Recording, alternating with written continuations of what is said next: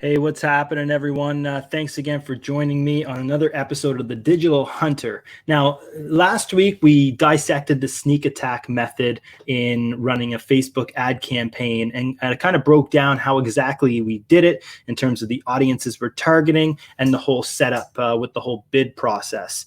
Now, this week I want to dive a little further into that campaign and show you those ads that we're actually running within each of those ad sets. So a quick refresher, the sneak attack method is essentially trying to get that action that you want, whether it be leads or conversions, at the lowest possible amount. And you do that by incrementally increasing that bid throughout the process. You're checking like every couple hours during the day, increasing the bid a little more and a little more so you can get those conversions coming in at the lowest optimal cost. Last week, we didn't get into the ads. I'm going to get into that a little bit today on how I broke that out and how I set it up. So I am just going to share my screen here. Boom, let's share that. Okay, let's do this one here. Okay, so here's my screen. This is the sneak attack conversion campaign that we have running.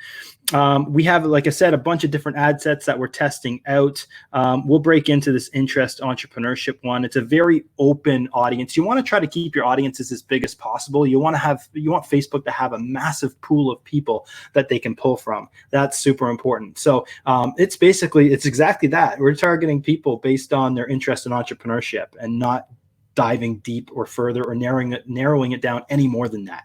Okay, so from there we have 5 different ads that we're running. Now it's important to have that you're not just running one ad, because if you're running, for example, a landscape type of video, there's only certain placements that ad is going to show on. So you want to make sure that you're covering all your bases in terms of placements where Facebook is going to put your ad. So in our case, here we have, I'll go right into it here in terms of preview.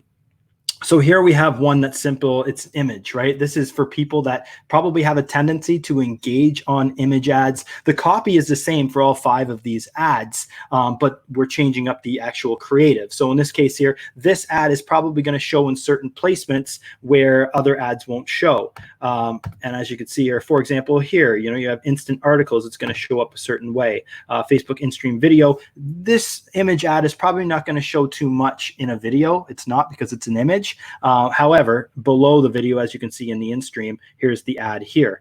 So it's going to be showing up in various placements where those videos will not show up. Okay, so that's why it's important to have images and videos mixed in to all of the ads that you're running within an ad set.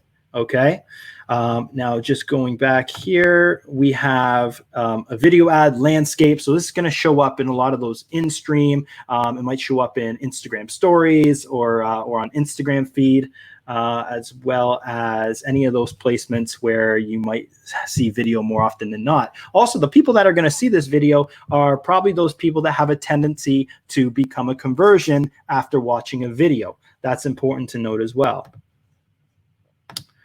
Awesome. And then not forgetting, definitely, you don't want to forget when you're running, when you're creating those creatives, to have a vertical video.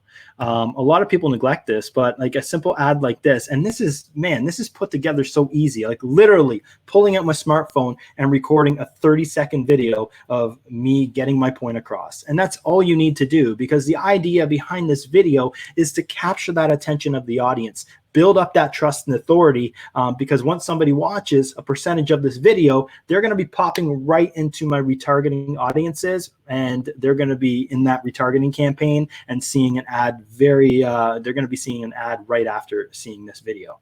Okay, this is also going to show up a lot more probably in the Instagram stories feed, so people can see it there as well. Okay. Awesome. And then from there, another one that you definitely want to create, if you have the time and you can do it, I recommend doing a carousel ad as well, because this certain placement will show up in certain placements as well. And certain people might engage on a carousel or click a carousel more often than clicking on a video. So that's why it's important to try to leverage as many of these different placements as possible.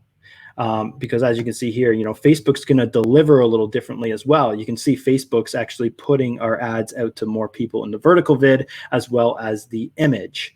Now, what I found interesting is the conversions that are coming in from the image so far. So that's kind of important to note as well. If Facebook starts seeing a lot of success in the image ad driving conversions, then Facebook's going to feed more traffic to that specific creative. Okay, hope you enjoyed today's video on creating ads and making sure that you're creating the most ads that you can to ensure that you're covering all of those Facebook ad placements. Okay, any questions, hit me up. My email is jason@merge.ca. If you're seeing us on Instagram, just slide into my DMs. And I appreciate you and I appreciate your time, and we'll see you next week.